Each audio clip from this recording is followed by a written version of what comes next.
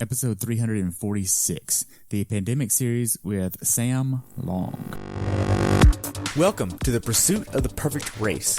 I'm Coach Terry Wilson, and with each episode, I bring stories of athletes to you that share their experiences at races in order for you to learn how to have your perfect race. We will hear stories from athletes of all ages, abilities, and races of all distances. So regardless of where you fit in, there's something in it for you. Thanks for spending some time with me today. Now let the pursuit begin.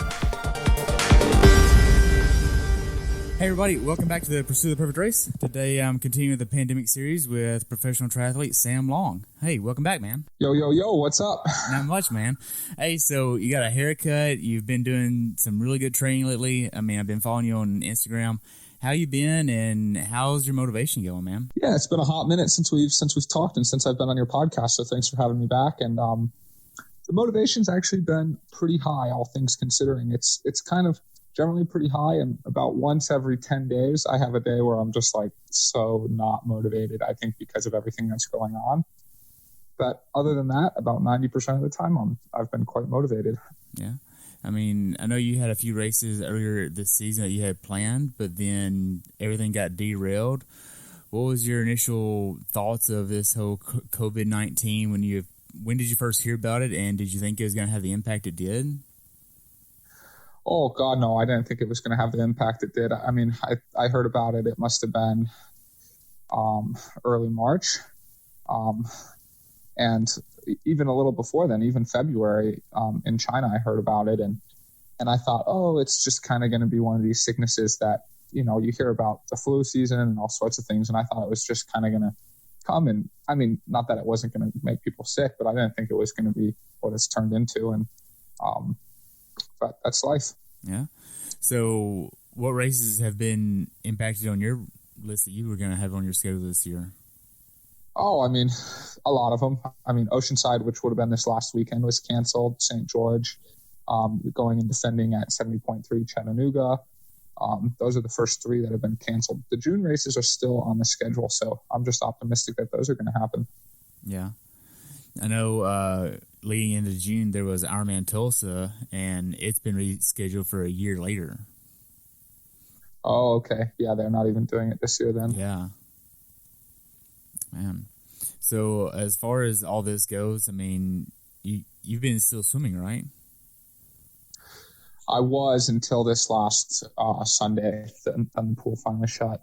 Oh, man. Yeah. So you're down in Arizona right now? Yep. So what's the atmosphere there like? Oh, I mean, I'd say it's pretty much more or less the same everywhere. At first, I'd say Arizona was lagged behind places like Colorado, and Colorado was even a little lagged behind New York. And it kind of tends to, as the cases pop up, the place you're at follows along with that. So that's why the pool was open longer here. But Arizona doesn't have a whole lot of cases, and I mean, it's still on lockdown, but thankfully, a professional triathlete's life is kind of like living on lockdown anyways, especially when you're in a training camp. It's lots of solo miles on your own. So I'm actually grateful I can still do that. And obviously I can't swim. And obviously I miss my family and my girlfriend, all of those lovely people in my life. But keep on keeping on. Yeah. I know Amy was going to do the Boston Marathon this year. Is she still going to do that? Well, it's scheduled for September. Who knows? Yeah, hard to say. Yeah. So, are you still like ramping up towards a certain race right now, or did you like take a step back with your training to kind of take a base period? What's that like?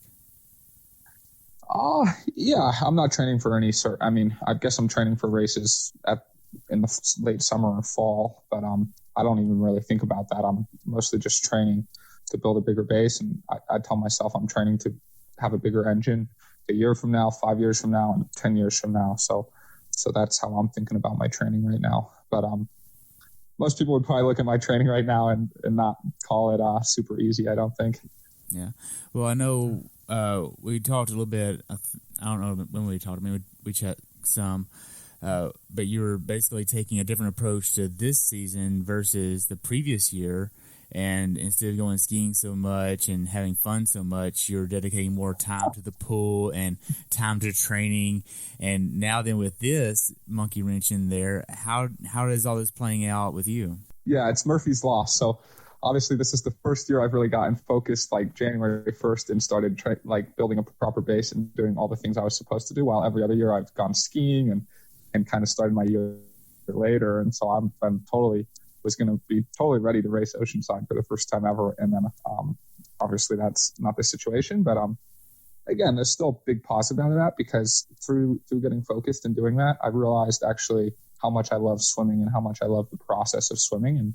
And before I really committed to swimming, before this year, how I look back is I really had only half-assed committed to swimming. And now it's like, or maybe it's more that now I'm possessed with swimming. It's like, I mean, now that the pools are closed, I'm calming my mind down, but it's like, I got to be in the pool every single day. It doesn't matter. I'm in the pool every single day. And it's like this possessive mindset, like, got to get in the pool. And I love getting in the pool, and I love swimming, and I love the process of getting faster. And that's what's ultimately going to make me better.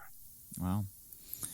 So being that you can't swim now, is there a little bit of anxiety that you're missing out, or that you're going backwards with your training or progress with what you had going? No, I mean, to be honest, my mindset in general in life is control what you can. And when you're throwing something that's uncontrollable, then just find the best way to deal with it. And I've done the best I could swimming so far, and the pools are closed. And thankfully, very, very few of my competitors are swimming now too. So it's more or less on an equal playing field for everyone. And there's no races immediately upcoming. So I don't think it's going to be a huge deal. And the other thing that I keep telling myself is, if I look at my yard count this year compared to last year, way, way, way farther along. That's good. So to shift gears a little bit, have you been able to get all the groceries that the big unit needs to eat and fuel? Yeah, I've been eating well, but I will say, because I've been focused on getting this KOM on Mount Lemmon, that I've sort of been on a little bit more of a bird diet to lose some weight, because obviously it's all about watts per kg up there. So I have been eating a little bit on the lighter side just the last 10 days or so. Yeah, because you and Lionel are trying to battle it out here. You're trying to shave it's less than 2 minutes off of it, right? I'm 20 seconds off, yeah. 20 seconds, okay. Yeah. So are you going to get that today? Well, I'm doing it today. We'll see if I get it today. I mean, that's just pretty cool. This would be the equivalent of interviewing me right before like a 70.3 race, right? But I'm kind of doing the cyclist thing starting at noon, so I've got all morning to chat, so that's pretty cool. Yeah. So is Lionel down there as well, and is he doing it? He's down here, yep. So have y'all met up and talked or anything? No, it's just because of the whole Corona thing. I mean, I actually sent him a message and said, hey, let's like race up this thing together and make a video of it, because it'd be awesome. I mean, but we just didn't think with the whole Corona situation that it would maybe be perceived super well by everyone actually going to meet up with someone. So maybe for another time. Yeah, that kind of stinks. Well, at least y'all can battle separately over the same thing. So that's exactly. So what's the right answer to the hot dog question? Yeah, that's a great question. Actually, to be honest, people's answers were way better than my own answer. My own answer was that, like, it's a great carb up for triathletes, right? Because it's white bread, so it's just straight white bread with no fiber in it. So it's the best, kind of one of the best things you can use to carb up, and you can eat a lot of it. So yesterday I had like 5 or 6 hot dog buns in one sitting, and I was like, oh, granted, I'd have to eat 45 more of them with 45 hot dogs to be a pro hot dog eater. But my answer was actually pretty basic, and everyone else, man, they've got some dirty minds, some thoughtful minds, some creative minds, some curious minds, you name it. So what was the question that you asked, and what was some of the funniest answers that you remember? Oh, so I took a picture of me eating a hot dog bun, but like half of the thing was in my mouth. I'm the big unit. I've got a big mouth too, So it wasn't just the tip in your mouth. No, it was at least half of this hot dog bun, which is no big deal for me. But So I said, it was a poll question on Instagram. What does a professional triathlete and pro hot dog eaters have in common? ? And I kind of left it open to people. And I mean, some people said like both are afraid of the big unit, which was pretty good. Some people were making references to sexual acts. Let's just leave it at that. Some people were making references to how our poop might look when it comes out after a hot dog eating contest or a triathlon. So there were a whole number of pretty funny ones. Man. So kind of looking forward to the future, when do you think all this will actually subside, and when do you think you'll actually get to race 70.3 or even full distance later this year? I'm hopeful for the end of June. I don't know if that's going to happen or not, but I prefer to stay positive, and so that's what I'm hoping for. That's good. So with the end of June, what makes you think that? Oh, I mean, I want to say it's based off anything super scientific, nor would I say is any of the projections.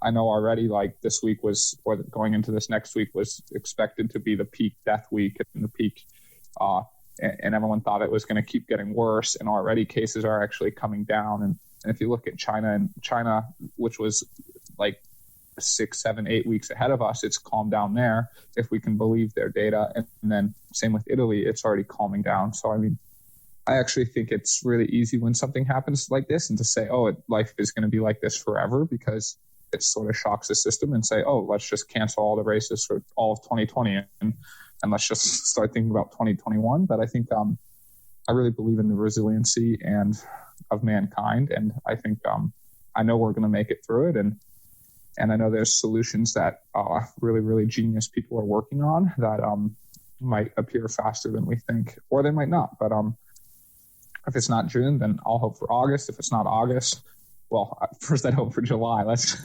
put it that way. And then I'd hope for August, and then September, and then October, So I just kind of take it day by day and month by month. Yeah. So do you think this is going to have any impact on Kona or 70.3 Worlds?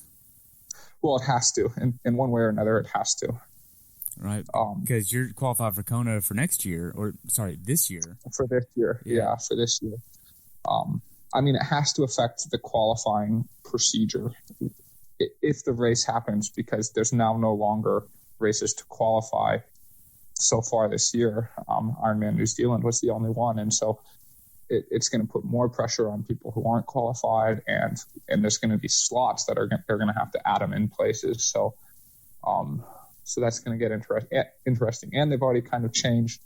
They've moved the qualifying date 1 week back. So now it's August 30th instead of August 23rd, which that affects me because I'm planning on doing Ironman Canada on August 30th.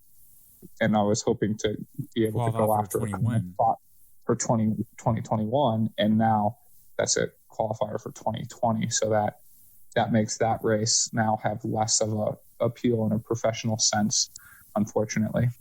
Man. So are you still going to do that race? I'm a little mixed because they've also moved Ironman St. George now till September 19th. So, which is right before Chattanooga. They've gotten rid of Ironman Chattanooga as a pro race. Really? I did not realize that. Yeah, they haven't really told it. It's been a little fishy, but yeah, they've gotten, and actually, since we're talking about this, I kind of want to put this on the record. Yeah, they got rid of Ironman Chattanooga as a pro race. And then they've made a few other changes. 70.3 Boulder, they decreased the prize purse by $5,000. It was at $30,000, and now it's $25,000. And then perhaps one of the bigger changes as well is Ironman Cozumel was an $80,000 pro prize race, and it's now $50,000. And they haven't said anything about any of these changes, and I think they're kind of thinking that a lot of people won't notice since it's far in the future. But actually, what I've gotten in the habit of doing is like taking a picture of the pro schedule when they first post it, because they often change stuff like this and they lower the prize money. And I don't think that's the right thing to do. Man. So I know PTO really stepped up and gave the bonuses earlier this year, or is going to release that in the near future. Were you impacted by that?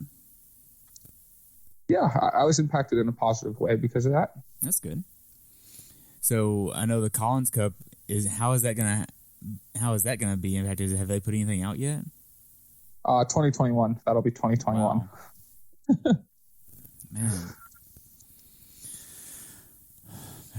So as far as everything else goes, I mean, that's really all the questions I just have off the cuff. I mean, I don't really have anything else to really ask unless you want to contribute something or ask me something. I don't know. Sure. Yeah, man. I just think I think it can be a challenging time for everyone, and I think it's really important for people to find small slivers of things they can stay positive about, and that may not be triathlon for people. That may be a significant other for them. But I think when the going gets tough, it's really important to find things to be positive with and to stick to a routine. And I know we'll make it through this. So everyone keep your heads high. Awesome. Well, Sam, I know people can follow you at Sam Go Long on Instagram, and you also have a website, samgolong.com, I think. And I'm Perfect Race Podcast. So hope y'all have a great day, and we'll chat soon. Great. Thank you so much. You're welcome. Bye. Thanks for tuning in today. I hope you were able to learn something from today's episode. If you enjoyed the show, please take a minute to leave a review on iTunes or share it with a friend. Be sure to subscribe so you never miss an episode. If you'd like to see pictures from this athlete's race, learn more about who I am, what I'm doing, or be on the show yourself to share your story, check out my website at CoachTerryWilson.com. Until next time, continue the pursuit.